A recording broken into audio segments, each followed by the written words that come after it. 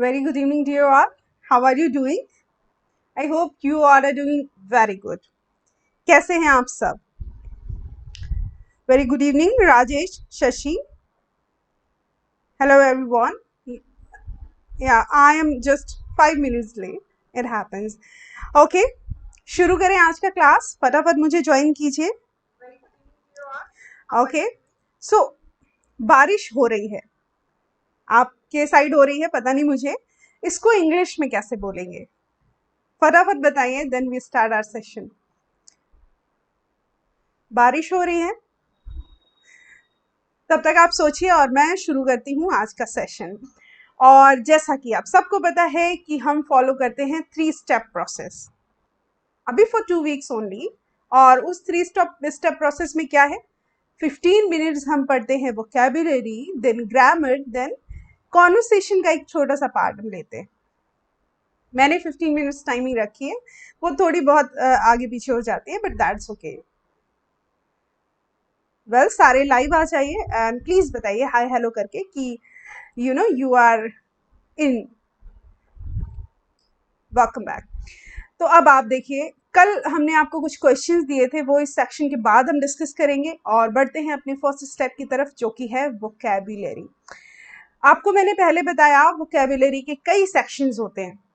क्या क्या होता है? जैसे आप वोकैबुलरी जब पढ़ते हैं तो आप वर्ड मीनिंग्स पढ़ते हैं, राइट? स्पोकन पर्पस से आप पढ़ते हैं वर्ड मीनिंग्स.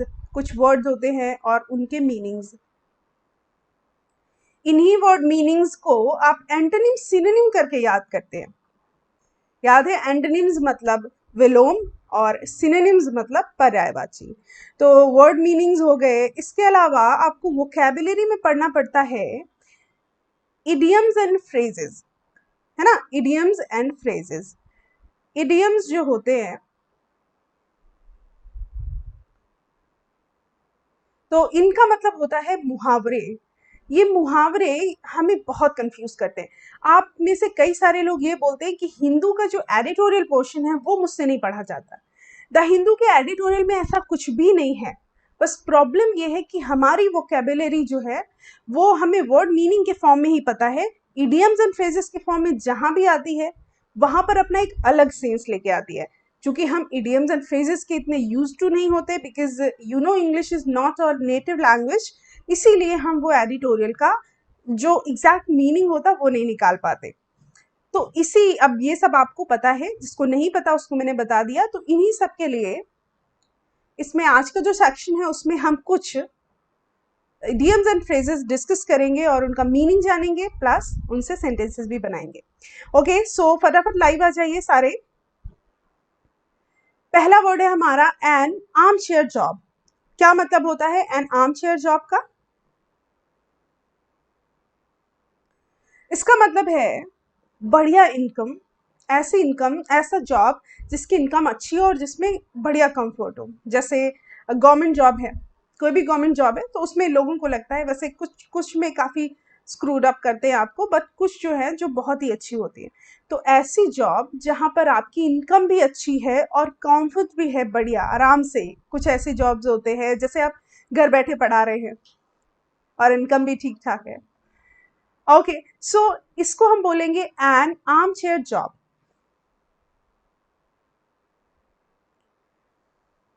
ओके, इसका इट इज रेनिंग. ठीक है, इट इज रेनिंग टुडे.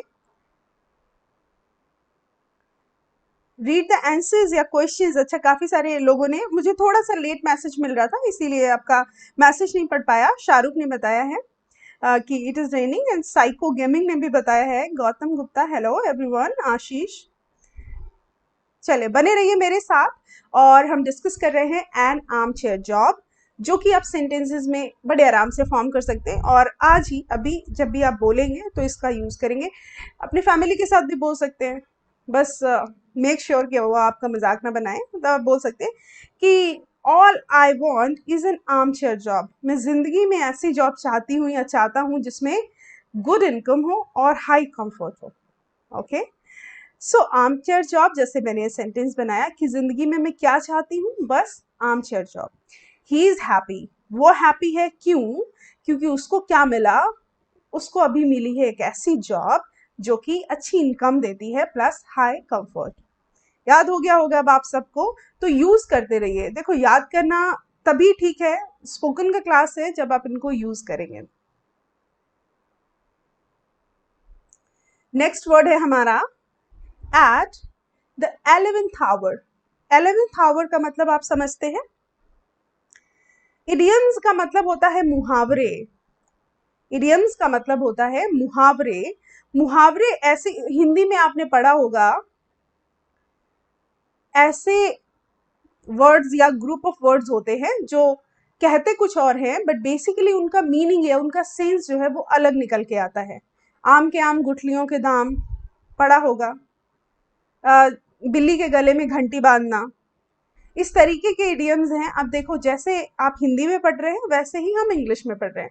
अब हिंदी में हमें समझ आ जाता है कि बिल्ली के गले में घंटी बांधना जो है वो एक उसका मतलब है कि कोई ऐसा टास्क करना जो बहुत ही ज्यादा मतलब टफ है, जिसमें आपकी रीच नहीं है इस तरीके से। बट इंग्लिश में हमें प्रॉब्लम होती है।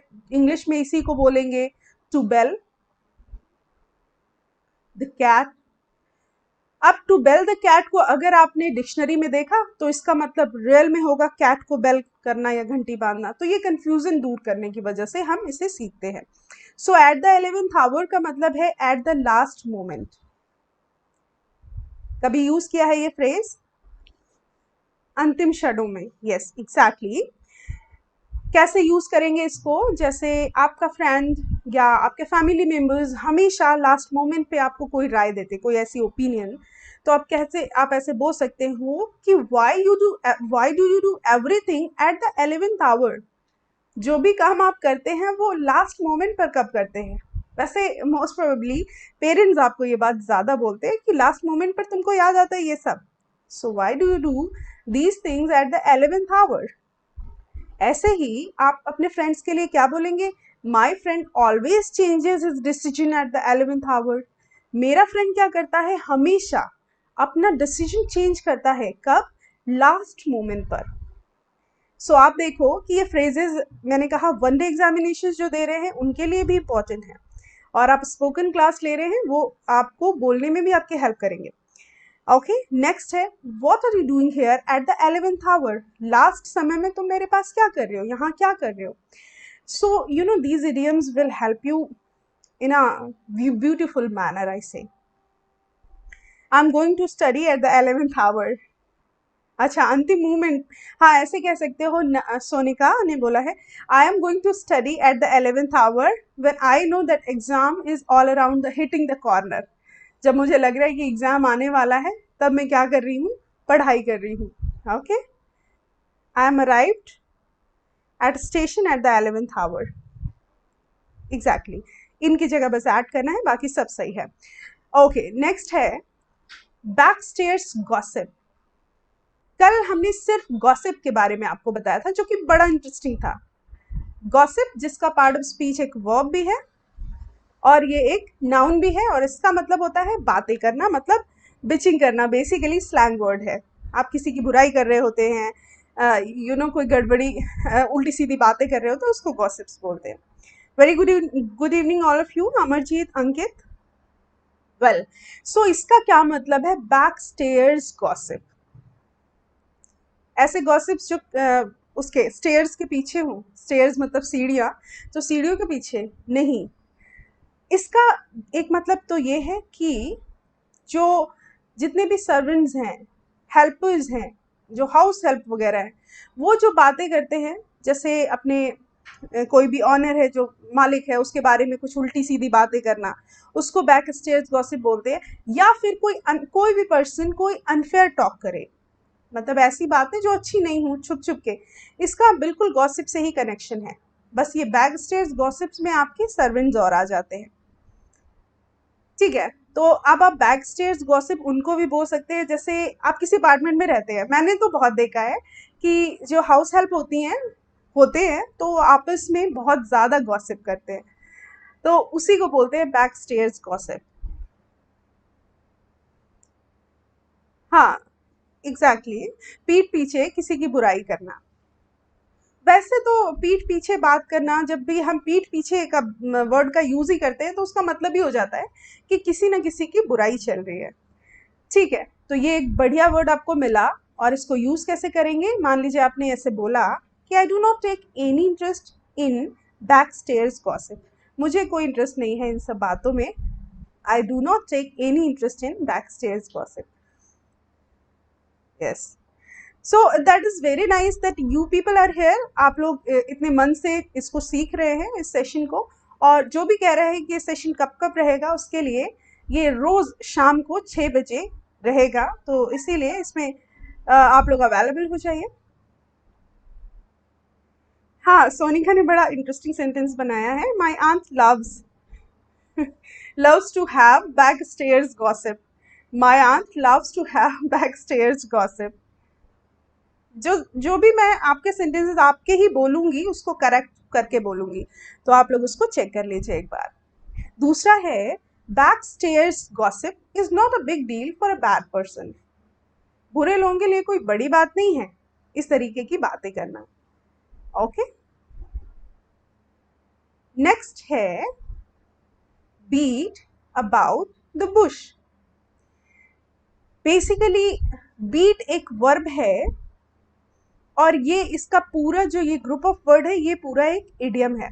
देखो क्या होता है, जब भी हम इडियम को किसी सेंटेंस में डालते हैं तो अगर ये पहले आने वाला वर्ब है तो उसको हम टेंसेस के अकॉर्डिंग चेंज कर देते हैं, उसकी फॉर्म को चेंज कर देते हैं।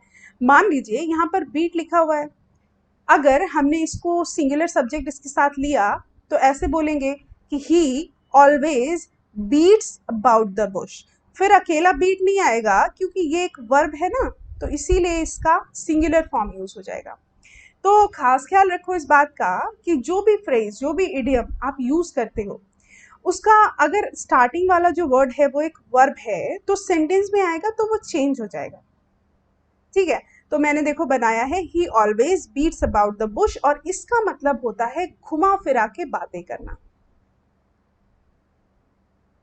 इसके बारे में मैंने लास्ट क्लास में भी कुछ डिस्कस किया था, घुमा फिरा के बातें करना।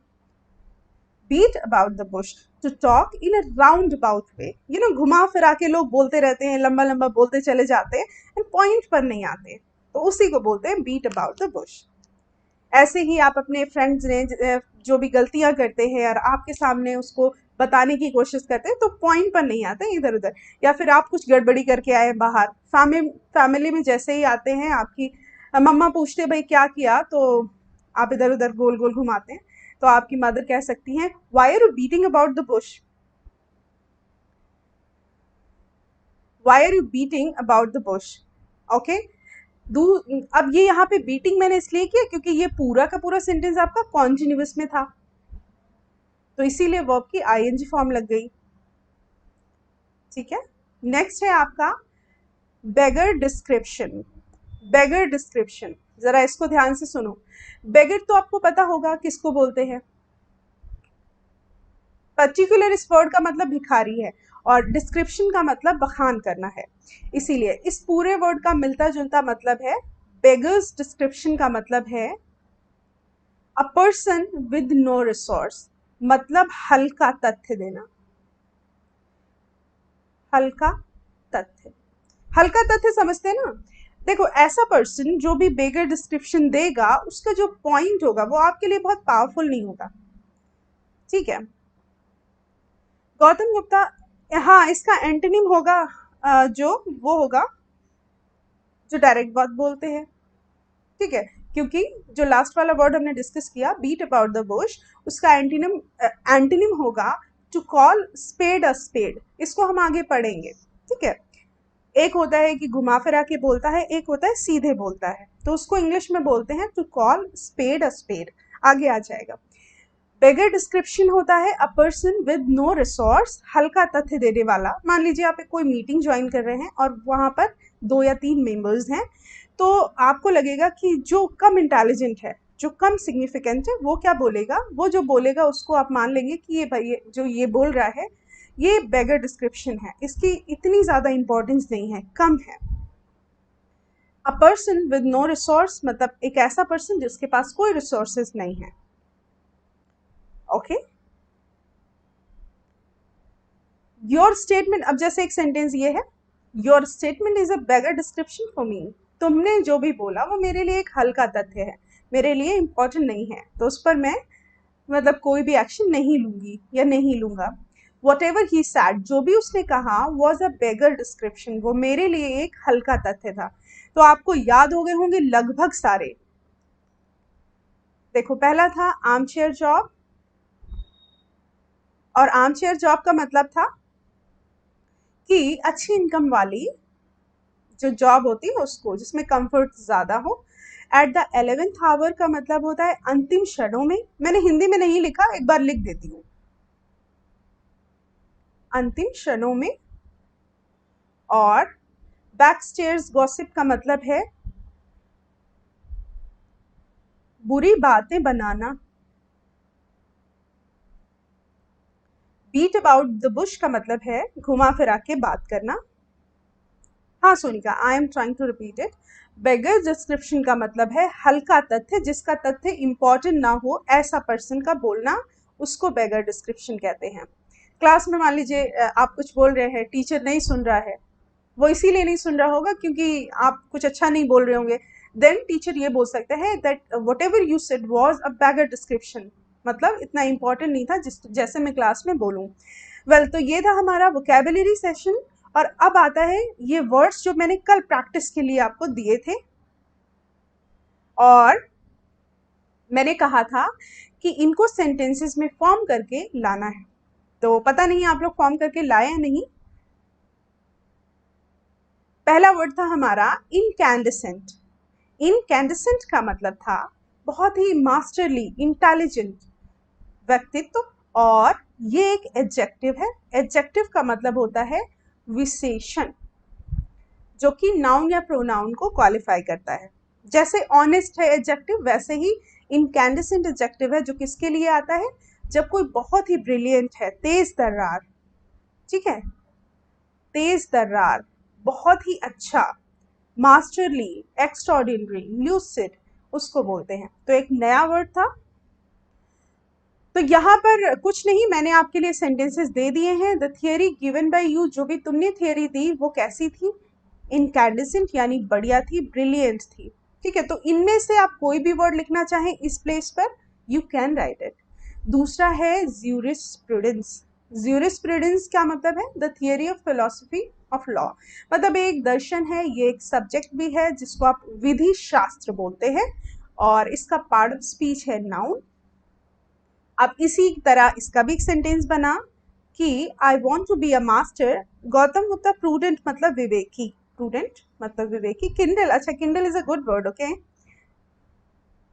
राजेश कुमार, ये वीडियो किसी भी क्लास का, किसी भी लेवल का कोई भी स्टूडेंट या स्टूडेंट ना भी हो, अगर कोई भी देख सकता है, मतलब ये जो भी ऐसा चीज़ों को समझ सकता है वो ये वीडियो देख सकता है। I want to be a master in, अब इसमें से आप ज्यूरिस्प्रूडेंस यहाँ पर लिख सकते हैं। वैसे ही किंडल, किंडल का मतलब होता है, किंडल बेसिकली एक एप्लीकेशन भी है ना, आप सबको पता होगा। इसका मतलब होता है to set something on fire, आग लगा देना, यू नो, इंस्पायर कर देना किसी चीज को। सो किंडल का मतलब जो होता है सेट समथिंग ऑन फायर। एक तो इसका अगर हिंदी मतलब जाने तो आग लगाना, बट बेसिकली किंडल को यूज करते हैं किसी को इंस्पायर करने के लिए। So they always kindle all my thoughts, यहाँ पर आप इस वर्ड को ऐसा ही लिख सकते हैं, ओके।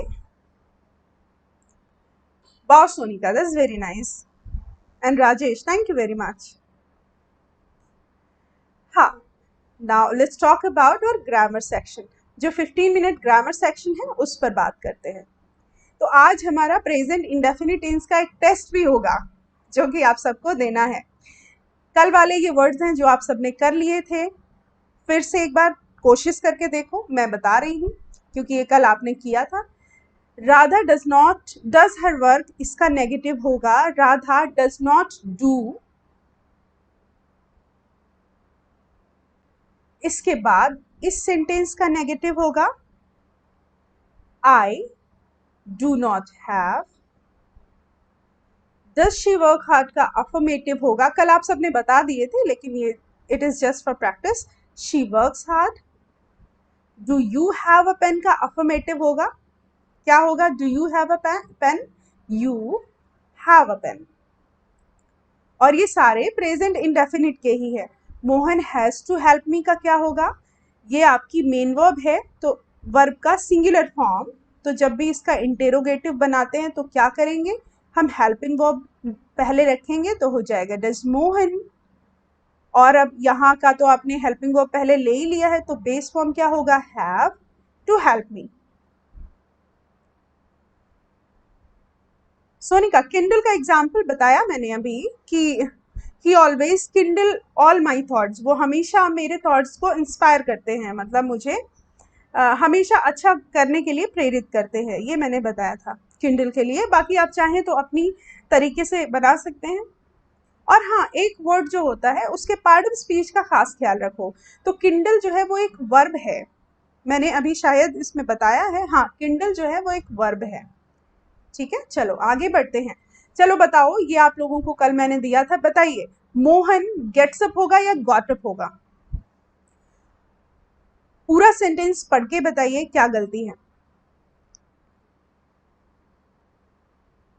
एग्जैक्टली exactly, जो डज हेल्पिंग वर्ब है उसमें आपके सब्जेक्ट का सिंगुलर होना जरूरी है, क्योंकि ये जो डज है ये आपका वर्ब का सिंगुलर यानी फिफ्थ फॉर्म है। तो जब भी हम कभी सिंगुलर फॉर्म यूज करेंगे तो हमारे सब्जेक्ट का, जो हमारा सब्जेक्ट होगा वो भी सिंगुलर होना चाहिए। कोई भी सिंगुलर नाउन हो, कोई भी सिंगुलर नाउन हो, या फिर आपका ही, शी, इट या वन हो, तो इन सब के साथ हमारे जो भी वर्ब आएगी वो सिंगुलर आएगी, मतलब वर्ब का फिफ्थ फॉर्म आएगा। ठीक है, हाँ चलो बताओ, मोहन गेट्स अप होगा या गॉट अप होगा? सबको पता है प्रेजेंट इंडेफिनिट। अच्छा, एक चीज और मैं आपको बहुत अच्छी इसमें बताती हूँ कि देखो, बहुत लोगों को लग रहा होगा कि अगर गॉट अप कर दिया तो ये गलत क्यों होगा, क्योंकि गॉट अप भी तो करेक्ट वर्ब है, पास्ट में चला जाएगा। बट यहाँ पर प्रॉब्लम ये है कि देखो, Mohan gets up got up तो ठीक है, आगे पढ़ो, लिखा हुआ है एवरी डे, मतलब वो रोज ऐसा काम करता है। तो ये पूरा सेंटेंस क्या बता रहा है? रूटीन बता रहा है। तो रूटीन बताने वाले सेंटेंसेस प्रेजेंट इंडेफिनिट में जाते हैं। अगर ये एवरीडे नहीं लिखा होता तब ये गेट्स अप भी सही होता, गॉट अप भी सही होता, लेकिन चूंकि एवरीडे हमें रूटीन एक्शन बता रहा है तो हम क्या लिखेंगे? Gets up early in the morning. Okay, so got up सिर्फ इसलिए नहीं आएगा क्योंकि ये वर्ब का पास्ट फॉर्म है और पास्ट के टाइम को बताता है। So gets up early in the morning, Mohan सुबह जल्दी उठता है। कब उठता है? एवरी डे उठता है। लेकिन अगर कहेंगे मोहन रोज सुबह जल्दी उठा, तब ये सेंटेंस गलत हो जाएगा। तो ये तो क्लियर हो गई बात। देखो, the earth is rotating around the sun, ये एक यूनिवर्सल ट्रूथ है।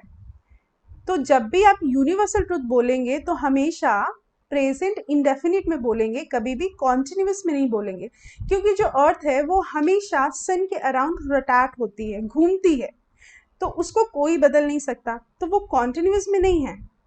वो किस में होगा? जब मैंने आपको अभी लास्ट क्लास जो हमारा फर्स्ट लेक्चर था तो उसमें बताया था कि कोई भी यूनिवर्सल ट्रूथ हो वो हमेशा प्रेजेंट इंडेफिनिट में ही रहेगा। तो द अर्थ आपका सब्जेक्ट सिंगुलर है, तो यहाँ पर वर्ब की सिंगुलर फॉर्म यानी फिफ्थ फॉर्म लगेगी, जो कि रोटैट की लगी हुई है। रोटैट्स, इज रोटैटिंग इसलिए नहीं होगा क्योंकि ये कॉन्टिन्यूअस है। ओके, तो रोटैट्स इज करेक्ट। दूसरा है विराट हिट्स द सिक्स या Virat hit the six. Hit जो एक वर्ब है, इसका first form, second form, third form तीनों सेम रहते हैं। अब ये बताओ कि इन दोनों में कौन सा सही है? जन्माष्टमी निकल गई सानिध्य कल, बताओ कौन सा सही है? ये तो बहुत ही इंटरेस्टिंग पार्ट है। मैंने 3 पार्ट्स में इसीलिए डिवाइड किया है क्योंकि अगर पार्ट्स में हम किसी सेक्शन को डिवाइड करते हैं तो उसमें आपको बोरियत नहीं लगती और आपका टाइम भी अच्छे से कंज्यूम हो जाता है एंड क्लास भी जल्दी खत्म हो जाती है। तो काफ़ी सोच समझ के हाँ ठीक है। देखो अब बताती हूँ मैं, विराट हिट्स द सिक्स भी सही है और हिट द सिक्स भी सही है। हिट्स द सिक्स हो गया आपका प्रेजेंट इंडेफिनिट, मतलब आप जो पढ़ रहे हैं अभी इंडेफिनिट, और हिट द सिक्स हो गया वर्ब का सेकंड फॉर्म यानी पास्ट।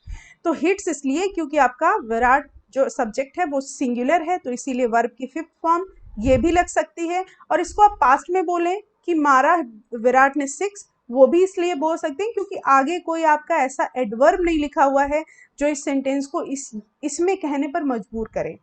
हाँ, बट ये बात है कि जब भी कमेंट्री हो रही होगी या न्यूज़पेपर की हेडलाइंस आ रही होगी तो हमेशा हिट्स ही होगा। तो ये दोनों सही हैं। नेक्स्ट, कोई कंफ्यूजन हो फटाफट पूछो, क्योंकि कंफ्यूजन क्लियर करने में मतलब आपको बहुत सारी और चीजें पता चलेंगी। The PM delivers will deliver the lecture in the evening. अब देखो, इन द इवनिंग मतलब एक फिक्स टाइम एक्शन यहाँ पर हो रहा है। तो मैंने कहा फिक्स टाइम एक्शन है, कोई भी ऑफिशियल एक्शन है, प्रेजेंट इंडेफिनिट, वर्ब की सिंगुलर फॉर्म। क्लियर है? ओके। नेक्स्ट है दे प्लेड और प्ले क्रिकेट एवरी डे। अब बताओ, ये कॉन्सेप्ट फिर से रिपीट हो रहा है। अच्छा, इन सारी चीजों से मैं एक चीज और बता दूं, जितने यूपीएससी सीएससी के एस्पिरेंट्स हैं और जिनको डर लग रहा है ना मेंस की इंग्लिश से, ये सेशन उनके लिए बहुत बढ़िया साबित होने वाला है, क्योंकि यही एग्जैक्टली चीजें उसके पेपर में पूछी जाती हैं। तो अगर आप लोग मेंस में जो इंग्लिश का क्वालिफाइंग पेपर होता है उससे डर रहे हैं ना, तो ये सेशन जरूर लें और शेयर भी करें लोगों से, क्योंकि ये उन्हीं के माइंडसेट पर बनाया गया है। दे प्ले क्रिकेट एवरीडे क्यों होगा? क्योंकि एवरीडे जो है वो एक ऐसा एडवर्ब है जो फ्रीक्वेंट एक्शन बताएगा, इसीलिए present indefinite tense. Played past का एक्शन बताता है, जो यहाँ पर इसलिए नहीं लगेगा क्योंकि एवरीडे इज हियर। ओके, सबने सही बताया है। अब है आपके सामने प्रेजेंट इंडेफिनिट टेंस का ट्रांसलेशन।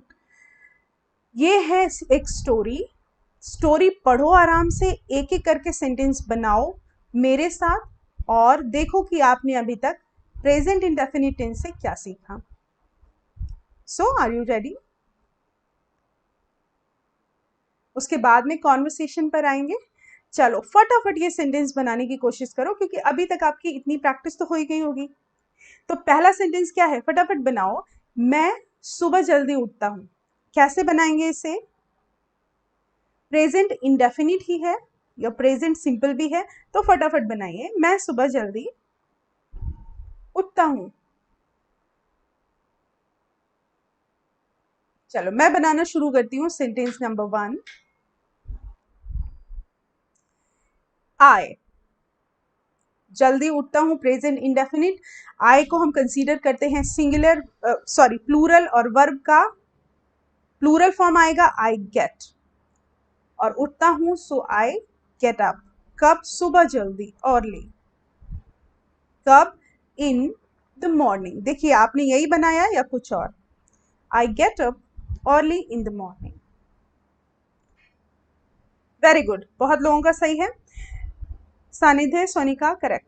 दूसरा, मुझे न्यूज़पेपर पढ़ना अच्छा लगता है क्योंकि मुझे नई नई जानकारी मिलती है। मुझे न्यूज़पेपर पढ़ना अच्छा लगता है। जरा इस सेंटेंस को बना के दिखाओ। चलो, ये भी प्रेजेंट इंडेफिनिट में सब्जेक्ट है मुझे यानी मैं। क्या अच्छा लगता है? I love. What I love? Newspaper पढ़ना। न्यूज़पेपर पढ़ना को इंग्लिश में आप सब कैसे लिखेंगे? I love reading newspaper. What I love? Reading newspaper. I love reading newspaper because, क्योंकि। अच्छा, एक चीज, जो एक्शन आपको करना अच्छा लगता है और आप करते हैं रोज, उसमें आप आईएनजी फॉर्म लगाएंगे। अगर आपको अभी पढ़ने जाना है तो आप टू रीड लगाएंगे।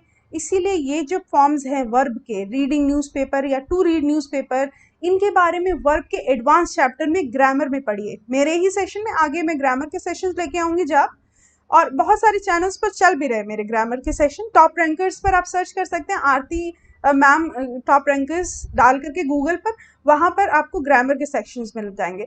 तो ये नॉन फाइनाइट वर्ब आप वहां से सीखिए। फिलहाल आई लव रीडिंग न्यूज़पेपर। क्यों? क्योंकि मुझे नई जानकारी मिलती है। आगे बिकॉज, बिकॉज एक कंजंक्शन है जो कि दो सब्जेक्ट्स क्लॉजेस को या क्लॉजेस को जोड़ता है। हाँ, मुझे नई जानकारी मिलती है बिकॉज आई गेट कैसी जानकारी? हाँ, आई गेट या आई फाइंड, आई गेट या आई फाइंड बोल सकते हैं, सही है, आई फाइंड करेंट इंफॉर्मेशन। कौन सी इंफॉर्मेशन मिलती है? नई जानकारी, ठीक है, तो क्या बोलेंगे? Current information. एक गलती कभी नहीं करेंगे, कभी भी इंफॉर्मेशन को इंफॉर्मेशंस नहीं बोलेंगे, क्योंकि इंफॉर्मेशन एक अनकाउंटेबल नाउन है, यू कैन नॉट से informations. Okay, so what you get, what you find is current information. यहां तक आप सबने बनाया एंड दैट इज करेक्ट। हाँ, न्यू इन्फॉर्मेशन भी बोल सकते हैं, कोई प्रॉब्लम नहीं है, लेकिन करेंट इन्फॉर्मेशन बोलना अप्रोप्रिएट है। ऐसा जरूरी नहीं है कि आप लोग न्यू बोलेंगे तो मैं कहूंगी नहीं न्यू क्यों लगाया, ऐसा कुछ नहीं है। जैसा कि आप सब जानते हैं, इसको इंग्लिश में कैसे बोलेंगे?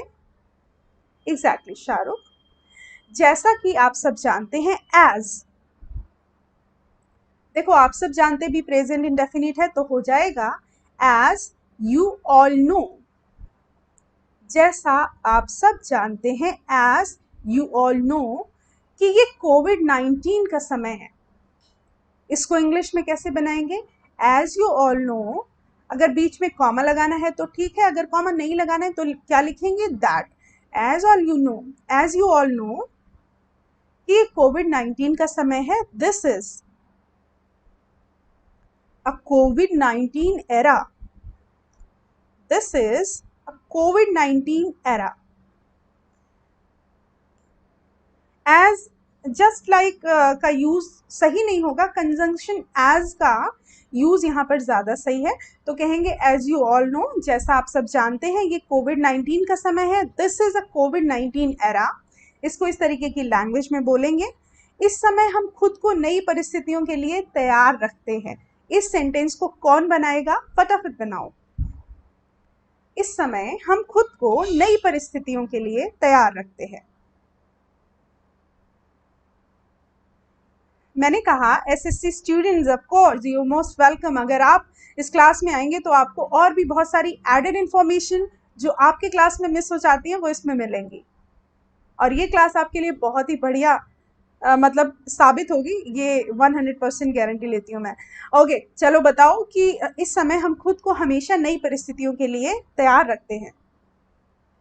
हाँ, दिस इज द टाइम, इस तरह बोल के द टाइम सिर्फ और सिर्फ बोलेंगे ना आप, द टाइम, यही आपका पूरा मतलब निकालेगा। इस समय, द टाइम, दिस टाइम बोल सकते हैं, कोई प्रॉब्लम नहीं है, लेकिन अगर सिर्फ द टाइम बोलेंगे, इंग्लिश लैंग्वेज को जितना शॉर्टन करना है कर लीजिए। हाँ, क्या लिखा?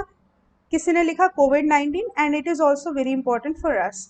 चलिए आगे बनाते हैं, देखो कैसे बनेगा। हम खुद को, वी, हम है तो वी प्रिपेयर,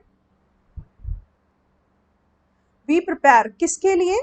नई परिस्थितियों के लिए तैयार रखते हैं। वी प्रिपेयर, हम खुद को, ourselves,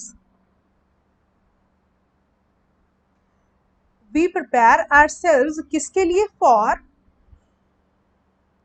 अच्छा ourselves रेडी, सॉरी रेडी तो भूल ही गए, वी प्रिपेयर ourselves, अच्छा सॉरी इसकी जरूरत नहीं है, for new circumstances, circumstances, okay, we prepare ourselves for new circumstances। अच्छा, अगर इसमें ऑलवेज लिखना है तो यहीं पर लिखेंगे कि we always prepare ourselves for new circumstances। Well, हाँ ये हो गया, और ये हमारे लिए बहुत इंपॉर्टेंट है, and this is very important for us, for us. चलो अब यहां पर रुकते हैं, इस सेंटेंस को अलग तरीके से बना सकते हैं। ऐसे भी लिख सकते थे जैसे मैंने लिखा कि we always prepare ourselves for new circumstances. यहाँ पर we keep ourself ready, we keep ourselves ready for new circumstances भी बोल सकते थे, and this is very important for us. हो गया। चलो नेक्स्ट हमारा सेंटेंस है, मैं अपने आसपास सफाई रखता हूँ। मैं अपने आसपास सफाई रखता हूँ कैसे बोलेंगे? क्या छुप रहा है? यहाँ तक मैंने बना दिया। अब मैं इधर लिखूंगी क्योंकि शायद उधर दिख नहीं रहा होगा। हाँ, इधर लिख दूंगी।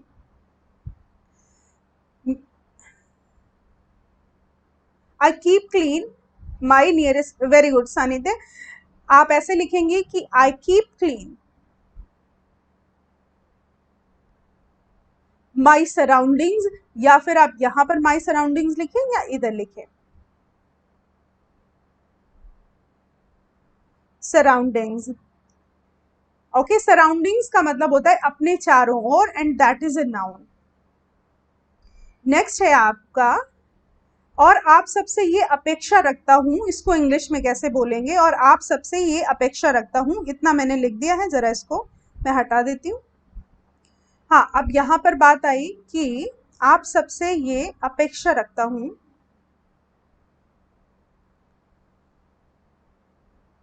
And I expect it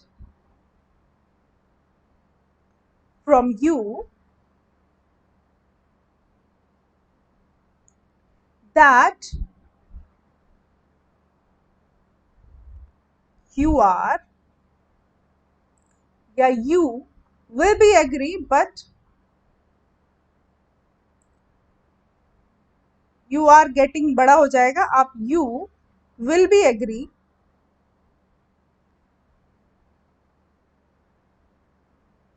with me। जो ये सेंटेंस बना था कि आप मेरी बात से सहमत हैं, अगर जैसा हिंदी में लिखा है वैसा इंग्लिश में बनाओगे तो सेंस क्लियर नहीं होगा, है ना, क्योंकि ये सेंटेंस एक कंडीशन बना रहा है कि मैं अपेक्षा रखता हूं कि आप मेरी बात से सहमत हैं, तो हिंदी में होगा कि आप मेरी बात से सहमत होंगे। भले ही आप इंग्लिश में ऐसे लिख दें कि you are agree with my point या विद मी, तब भी ये सही होगा मतलब, लेकिन आपका जो सेंटेंस बनेगा वो अच्छा तभी लगेगा जब आप विल बी का यूज करोगे। And I expected to all of you that you are agree with me, हाँ ऐसा बना सकते हैं, बट एक्सपेक्टेड इसलिए नहीं बोलेंगे क्योंकि हम प्रेजेंट की बात कर रहे हैं और आप पास्ट में पहुंच गए। नेक्स्ट है, जब भी मुझे समय मिलता है मैं अपने दोस्तों से बातें करता हूं। अब इसको बनाएंगे व्हेन एवर, जब भी का मतलब व्हेन एवर मुझे समय मिलता है, आई गेट टाइम, आई गेट टाइम, जब भी मुझे समय मिलता है तो मैं क्या करता हूं, I talk to my friends, I talk to my friends, और फ्रेंड से बात करने से मुझे क्या होता है, एनर्जी मिलती है, आई फील, जिससे अब यहां पे हो गया whenever I get time I talk to my friends so that, sorry मैं यहाँ पर थोड़ा सा इरेज कर रही हूँ, अच्छा नहीं लग रहा है ये,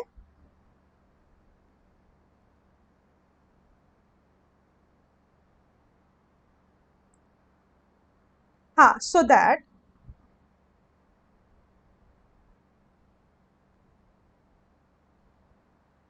आई कैन फील, आप आई फील भी लिख सकते हैं, ऐसा कुछ भी नहीं है, energetic,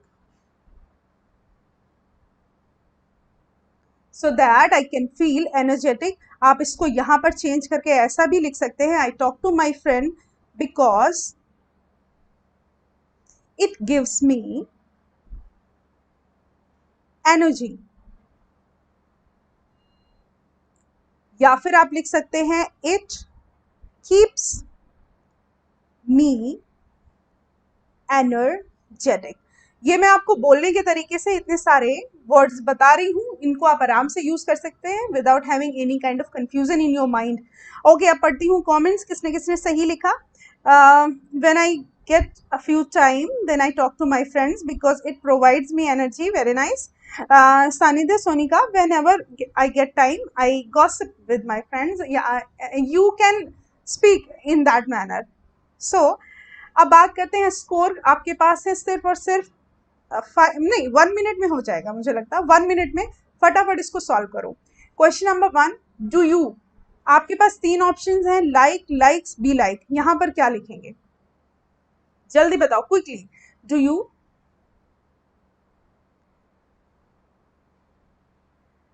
well, do you like.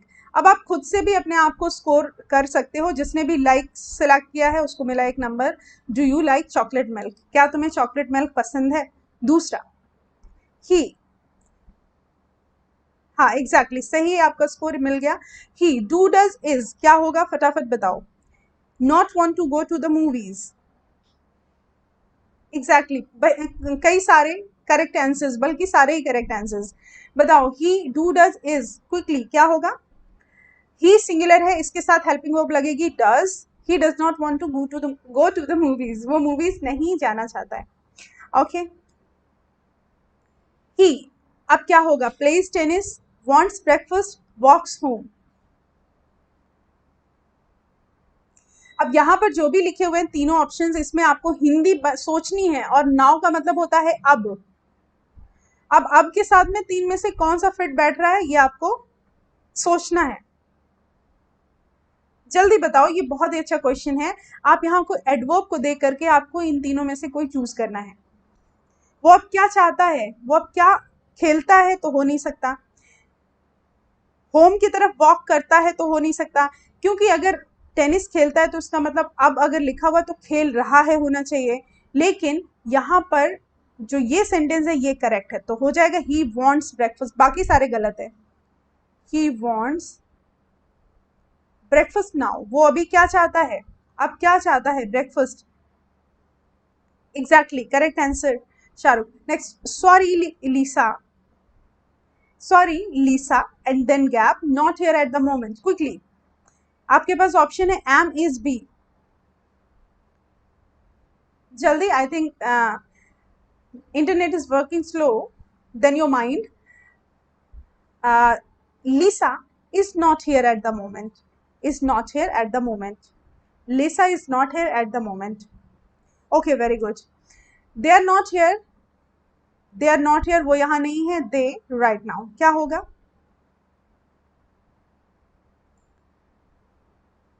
ये सारे आपको इसमें फिल करेंगे तभी आप खुद को टेस्ट कर पाएंगे प्रेजेंट इंडेफिनिट टेंस। ओके बताओ, दे आर नॉट हियर, वो यहाँ नहीं है, वो कहाँ, राइट नाउ मतलब इस समय वो, देखो अगर स्विम होता तो गलत हो जाता, इस समय वो तैरते हैं नहीं हो सकता, या फिर तैर रहे हैं होता, स्कूल जाते हैं नहीं हो सकता, क्या होता, जा रहे हैं अगर राइट नाउ लिखा हुआ है। तो यहाँ पर दे आर ऑन हॉलीडे, वो कहाँ छुट्टी पर है, वो यहाँ नहीं है, कहाँ है, दे आर ऑन हॉलीडे। नहीं, देखो गो टू स्कूल इसलिए गलत है क्योंकि राइट नाउ लिखा हुआ है ना, या सेंटेंस का सेंस भी तो देखो, इस समय वो छुट्टी पर है ये हो जाता है, इस समय वो स्कूल जाते हैं जो है वो इसलिए नहीं हो सकता क्योंकि ये स्टेटमेंट जो है आपको हेल्प करने के लिए दिया गया है, वो यहाँ नहीं है क्योंकि छुट्टी पर है। अगर अकेला गो टू स्कूल लिखना होता, ये स्टेटमेंट हिंट ना दी होती, तब आपका सही होता। चलो, और ऊपर से ये वर्ब आपकी कॉन्टिन्यूअस फॉर्म में लगती है, तो मैं इसको डिस्कस करूंगी। फिलहाल are on holiday. Robert, question number 6, Robert. अब बताओ, इज, डज, आर क्या होना चाहिए। Exactly Sunny, the it will be Robert is a singular subject, तो हो जाएगा does not go to my school, Robert मेरे स्कूल नहीं जाता है। सोना, इज, डज, आर बताओ, ये तो मैंने आपसे एक शायद क्वेश्चन पूछा बीएससी टाइप का, सोना के साथ आएगा does. Does this work every day, ये है वर्ब की फिफ्थ फॉर्म, ये है सब्जेक्ट, आपका स्ट्रक्चर बना प्रेजेंट इंडेफिनिट टेंस का, चेक कर लो। नेक्स्ट, अब बताओ question number 8, this is the last question. जिसने जिसने सही बताया है विल बी स्कोर्ड 1, नहीं विल बी स्कोर्ड 8, अगर सारे सही बताए हैं तो। यू क्या हो जाएगा, लुक्स सो हैप्पी, या सीम टू सो हैप्पी, या be so happy today. Rangeela Kirti does, exactly सही है। चलो, क्वेश्चन नंबर 7 में डज बताया है सारे लोगों ने, तो मैंने मान लिया। यू, देखो अगर यहाँ लुक होता तब तो सही होता, लेकिन लुक्स नहीं होगा क्योंकि यू तो आपका प्लूरल है, तो इसीलिए यहाँ पर वर्ब का प्लूरल यानी फर्स्ट फॉर्म लगेगा, यानी सी, और बी तो एक्शन वर्ब है, तो इसीलिए क्या होगा, you seem so happy today, तुम आज बहुत ज्यादा हैप्पी दिखते हो। चलो, अब आते हैं हम बहुत ही फटाफट कॉन्वर्सेशन पर, एक छोटा सा कॉन्वर्सेशन हम देखेंगे, और उसके बाद में कल डिस्कस करेंगे फ्रेजेस।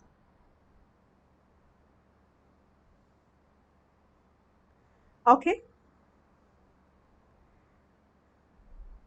चलो देखो, अब यहाँ पर ये कॉन्वर्सेशन लाने का मेरा क्या मतलब है, ये मैं एक बार आपको बता दूं। इन कॉन्वर्सेशन में छोटे छोटे से फ्रेजेस यूज हो रहे हैं। छोटे छोटे फ्रेजेस का मतलब होता है वाक्यांश। फ्रेजेस का मतलब होता है जब भी कोई आपके सामने फ्रेजेस बोले तो इसका मतलब होता है वाक्यांश। इन कॉन्वर्सेशन में छोटे छोटे वाक्यांश यूज हो रहे हैं जो कि आपकी लाइफ में आपको स्मार्ट बनाने के लिए या आपको अच्छे से एक्सप्रेस करने के लिए बहुत ही ज़्यादा इंपॉर्टेंट मतलब प्रूव हो सकते हैं।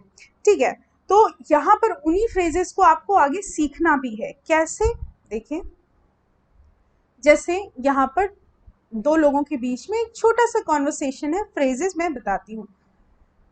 जैसे एक इंटरेस्टिंग बात यह है कि हमारे यहाँ मतलब जहाँ पर इंग्लिश जो है वो फर्स्ट लैंग्वेज नहीं है, सेकंड लैंग्वेज है, तो इस यहाँ पर जब लोगों से मिलते हैं तो हाय हेलो करके बहुत ज़्यादा एक्साइटेड हो जाते हैं। अरे तुम कहाँ थी और पता नहीं क्या क्या, इतने दिनों बाद मिले, कहाँ चले गए थे, इस तरीके की बातें। लेकिन मैंने देखा है मतलब जेएनयू में मैं कुछ ऐसे लोगों से मिली जो कि मतलब जिनकी नेटिव लैंग्वेज इंग्लिश है, तो जब वो बातें करते हैं वो चीज़ों को लेकर के, अपनी लैंग्वेज को लेकर के बहुत ज़्यादा एक्साइटेड नहीं होते जब तक कोई पर्टिकुलर रीज़न नहीं होता। राइट, अब देखो, शिल्पी इंडियन कैरेक्टर है एंड मोस्ट इंपॉर्टेंट थिंग ये सारे मेरे सिबलिंग्स के नाम हैं। ओके ओ गौरी, शिल्पी कहती है, गौरी कहती है हे शिल्पी गुड टू सी यू। ये एक फ्रेज यहाँ पर है गुड टू सी यू जिसको आप यूज कर सकते हैं, तो यहाँ पे मैंने लिख दिया यूज इट। जब भी आप किसी से मिलेंगे तो बोलेंगे गुड टू सी यू, क्योंकि हमेशा अच्छा ही लगता है मिलने से। नेक्स्ट, शिल्पी पूछेगी how is it going, that is also a phrase, इसको भी आपको यूज करना है, यूज इट। अगर आप किसी मतलब किसी भी पर्सन से मिलेंगे तो एक बढ़िया तरीका है, अगर आप चैट करते हैं, मैसेज से बात करते हैं, तो भी सबसे पहले क्वेश्चन आप क्या पूछेंगे, हाउ इज इट गोइंग। तो गुड टू सी यू की तो बात ही नहीं है क्योंकि वो दिखाई तो दे नहीं रहा है, तो क्या पूछेंगे, how is it going. Okay, तो सामने वाला बोलता है या good, working a lot. How is it going का मतलब है क्या चल रहा है, कैसे क्या काम कर रहे हो, लाइफ में क्या चल रहा है। ठीक है, जब भी आप, जैसे मैंने आपको हाउ आर यू डूइंग का मतलब बताया था कि कैसे हो, वहीं पर हाउ इज इट गोइंग का मतलब है कि क्या चल रहा है। तो इसका मतलब होगा या गुड, वर्किंग अ लॉट, हाँ अच्छा चल रहा है, बहुत सारा काम कर रही हूँ मैं, और तुम क्या कर रही हो, आगे का सेंटेंस खुद ब खुद पूरा हो जाएगा। तो ये सारे फ्रेजेस जैसे working a lot, you can, जैसे आप यहाँ पर वर्किंग अ लॉट, अब कोई पूछ रहा है how is it going in that era, कोविड-19 में क्या कर रहे हो, तो आप कह सकते हो या good, learning a lot, and you, क्योंकि आप ऐसे भी बोल सकते हो कि I been learning new things. Okay, next, दूसरा कैरेक्टर बोलते हैं I went back to school, मैं स्कूल वापस, मतलब मैं अब स्कूल जाने लगी हूँ। इस फ्रेज का मतलब ये है कि मैं स्कूल वापस गई, इस तरीके से, बट जो बोला गया है तो वो ये बोला गया कि आजकल मैं स्कूल जाने लग गई। तो दूसरा कैरेक्टर बोलता है गुड फॉर यू, ये तो तुम्हारे लिए अच्छी बात है। ओके, नेक्स्ट कैरेक्टर, दो कैरेक्टर्स हैं, पहला कह रहा है हे सिट, सिट कहता है पीयूष, ये एक तरीका है लोगों से मिलने का। हाँ, अब इसने इसी बात को ऐसे बोला, what have you been up to, जैसे इसने बोला था हाउ इज इट गोइंग, वैसे ही इसने बोला what have you been up to, क्या कर रहे हो अभी तक। ठीक है, वेरी गुड इवनिंग रंगीला, आपने आंसर दिया सही है, स्टे देयर। देखो, तो सिड ने आंसर किया वर्किंग अ लॉट, ये जो लेवल है ये बहुत ही बढ़िया लेवल है इंग्लिश का, आपको ये बेटर है, ये बेस्ट है। और गुड आपका वो होता है जो आप पूछते हो व्हाट्सअप, ठीक है, वो कोई बहुत अच्छी बात नहीं है, आप व्हाट्सअप पूछते हो, बट उसकी जगह हाउ इज इट गोइंग, ये थोड़ा ऑफिशियल है, थोड़ा फॉर्मल है, एंड ऑफ कोर्स ब्यूटीफुल है। तो इसकी जगह पे what have you been up to, working a lot. दूसरा कहता है दैट साउंड्स हार्ड, क्योंकि अब कोई बहुत काम कर रहा है तो आप कहोगे दैट साउंड्स हार्ड। अच्छा, वो लोग एक्सप्रेशन भी ऐसे देते हैं, अगर आप नेटिव स्पीकर्स के बारे में सोचो कि चेहरे से ज्यादा पता नहीं चलता। नेक्स्ट है how is the family, so answer आपका आएगा एवरीवन इज गुड, जिसको नहीं दिख रहा है उसके लिए मैं यहाँ पर लिख देती हूँ आंसर आपका आएगा एवरीवन इज गुड या फिर एवरीवन इज डूइंग गुड। इस तरीके से आप अपना कॉन्वर्सेशन दो लोगों के बीच कर सकते हो। आज का सेशन इतना ही। कल हम एग्जैक्टली कॉन्वर्सेशन में फ्रेजेस का यूज आपको बताएंगे। So stay tune. Thank you very much. And yes, कल के लिए आपका होमवर्क इतना है कि आपको कुछ वर्ब्स पढ़नी है, वर्ब्स की इंफॉर्मेशन लेनी है जिनके तीनों फॉर्म्स जो भी मतलब first, second and third form जो होते हैं वो सेम होते हैं। तो कल की क्लास में हम आपसे ग्रामर के पोर्शन में ये पूछने वाले हैं कि करीब 5 ऐसी वर्ब्स का नाम बताओ जिसका first, second and third form same होता है। और उसके लिए आपको मैं एक एग्जांपल देती हूँ, जैसे आपका कट। इसी टाइप की आपको 5 और वर्ब्स जो हैं वो कल मुझे बतानी है। चले मिलते हैं नेक्स्ट सेशन में। सी या, बाय बाय।